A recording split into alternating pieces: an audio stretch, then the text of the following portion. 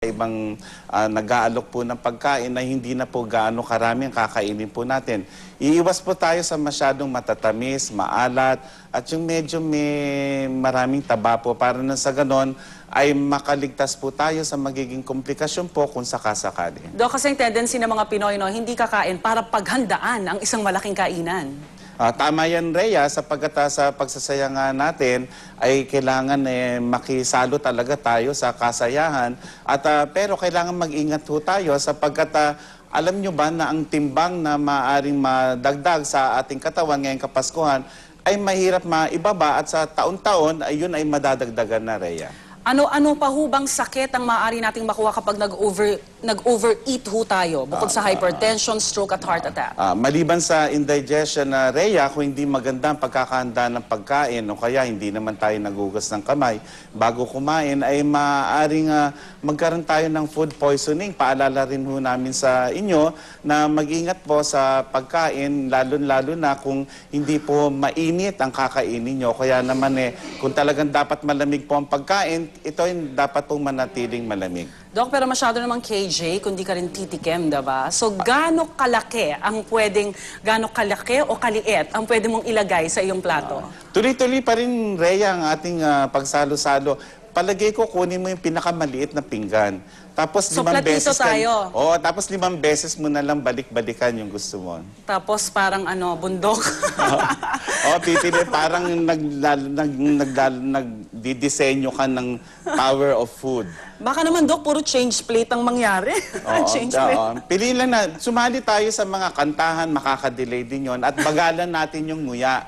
At mas maraming tubig para busog kagad. At makipagkwentuhan, Tama yan, Rhea. At Rhea, sana pagkakataon to, kanina na-report nga yung communal fireworks display sa Payata sa Quezon City. Habang nagsasalo kayo ng masaganang pagkain, ay kailangan makaiwas po tayo sa paputok, lalo na yung mga bata. Dok, pero okay ba yung matchbox size pa rin? Yung mga ganun? Tama yun. Anong size ng, kunyari, let's say, karne? Yun ang tinatawag na by portions Yes. Yung matchbox size, isda, karne, salad, gulay, lahat po yun sa maliit na pinggan.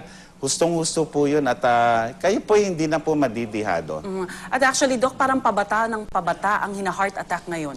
Tama yan, Rhea, sapagkat sa mga datos nga na lumalabas, wala nang 60 taong gulang yung mga inaatake po. Kaya mag-ingat po tayo at ngayon pa lang po umpisa na natin yung tamang gabay sa ating pong food diet at sa ating pinipiling pagkain. Tandaan nyo po, every meal is like choosing between life and death. Yes. Well said, Doc. Maraming salamat. Natakot ako doon. Dr. Tayag, maraming salamat po sa inyo. Magandang umaga and Merry Christmas. Dr. Eric Tayag, ang Chief ng National Epidemiology Center ng Department of Health. Noche buena na nga mamaya mga kapuso, pero ito huwag kayong magtaka kung tumaas na ang presyo ng ating mga bilihin. Narito ang report ni Tina Panganiban Perez. Hindi mawawala sa mga handaan ngayong Pasko ang mga panghimagas at kakanin. Ito raw marahil ang isa sa mga dahilan kung bakit tumaas ang presyo ng asukal. Mukhang yung kanilang sinasabi na magiging full operations na ang mga mills middle of December to the end of December is not happening. Tumaas din ang mantika. Bago pa raw mag-Desyembre, mataas na ang presyo ng langis sa world market. Ang good thing about cooking oil kapag bumaba naman ang presyo ng copra at saka ng cooking oil, world market, sumusunod din agad. So, hindi naman siguro to tatagal. Tumaas din ang NFA rice, pero hindi sumabay ang commercial rice. Ang baboy, 170 hanggang 180 pesos ang kada kilo. Ang manok, inaasahang tataas ng 5 hanggang 10 piso na karaniwan kapag panahon ng Kapaskuhan. Mas mura ang manok sa mga supermarket sa presyong 117 hanggang 120 kaysa presyong 130 hanggang 140 sa palengke. Ang Noche Buena items namang ham, fruit cocktail at queso de bola pasok sa suggested retail price o SRP. Ang pasta, queso at spaghetti sauce below SRP ang iba. Pero para sa ilang mamimili na ngayon palang nagno-Noche Buena shopping, higit sa presyo, mahalagang ikonsidera sa pag-grocery ang pagiging sariwa ng mga ingredient. Hindi ba medyo gahol na sa oras kung ngayon kayo namili ng pang Noche Buena? Hindi naman kasi yung freshness kasi kailangan diba, isaalang-alang. Kaya hindi pwedeng magmaaga ng sobra. Meron na. Kasama sina Rochelle at Baby sa tinatayang 7,000 namimili sa supermarket na ito sa Maynila. Mas marami pa raw ang inaasahang mamimili sa susunod na linggo para sa Medianoche. Pinakamaraming customer ang inaasahan sa December 30 at 31. Para sa unang balita, Tina Panganiban Perez reporting. Ilang bahagi ng South Luzon Expressway nagkakaroon ng bahagyang pagsisikip ng daloy ng trapiko. 7 aksidente na ang naitala sa SLEX habang 12 naman ang tumirik. May live report si Love Anyuver. Love? Maraming salamat, Rhea, sa mga oras na ito, mga kapuso, para po sa ating mga biyahero or mga commuter kaya na magbabiyahe dito po sa area ng South Luzon Expressway. Naku, good news po para sa inyo at mukhang magiging maaliwalas po ang inyong pagbiyahe ngayong umaga dahil napakaayos pa naman, mga kapuso, ng in general ang lahat po ng kakalsadahan ng South Luzon Expressway. Ayon po sa nakausap natin dito sa Manila Tollway Expressway System, mga kapuso, dito sa may traffic control nila, yung pong area lamang ng Calamba Toll Plaza yung nagkakaroon po ng konting problema at pila na umaabot po hanggang sa may Silangan exit yung pong pila na ito. Pero in general, yun nga, magiging maayos po yung pagbiyahe ng ating mga biyahero. At ayon nga dito sa ating nakausap, meron nga tayong naitalang mula po ito 10 p.m. to 6 a.m. kaninang umaga. 7 aksidente po yan at 2 po dito ay injured at isa po yung sa isang aksidente. 6 po ang may minor na aksidente. 12 stalled vehicles, 3 po yung nahatak at 9 po yung ating assisted. Ayon din po sa ating nakausap dito sa may traffic control ng South Luzon Expressway, mga kapuso, yung pong ine-expect nating pag-build up or pagbigat lalo ng trapiko ay mamaya pong mga alas 7 ng umaga. At ayon din po sa kanila, surprisingly, yung mga patungo ho ng Maynila ang nagkakaroon ng pagbigat ng daloy ng trapiko. At yan po muna ang aking update mula po dito sa South Luzon Expressway. Balik sa iyo, Rhea. Maraming salamat, Love Anyuver. Nag-uulat live mula sa SLEX.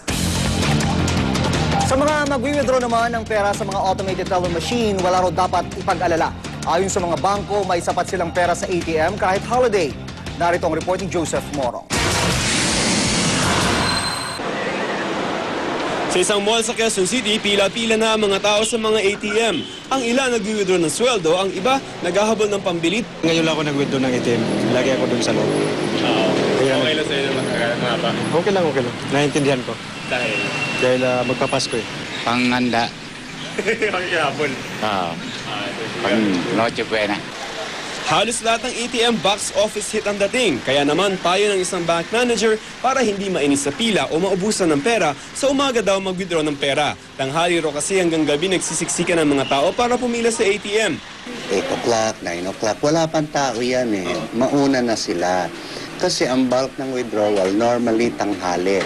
Tsaka mga 2 o'clock, 3, yung in time for shopping, kung ano man yung magiging gimmick nila.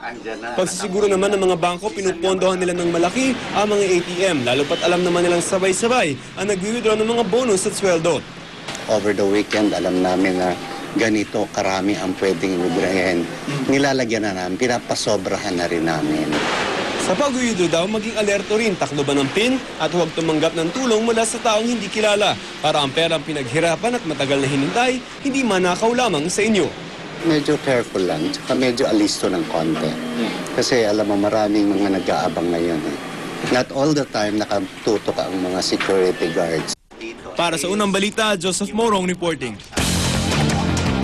Mga pampublikong ospital ilalagay sa Code White Alert simula ngayong araw, bisperas ng Pasko. Tatagal yan hanggang bukas at muling itataas sa December 31, bisperas ng bagong taon. Ayon sa Department of Health, yan ay para masigurong matutugunan nila ang anumang emergency ngayong holiday season. Pagtitiyak ng DOH, sapat ang kanilang supply ng gamot, bakuna at medical equipment. Nagdagdag na rin daw sila ng mga tauhan sa mga government hospital. Sa kabila ng protesta ng mga animal welfare group, pagbubukas ng dolphin at sea lion show bukas. Tuloy!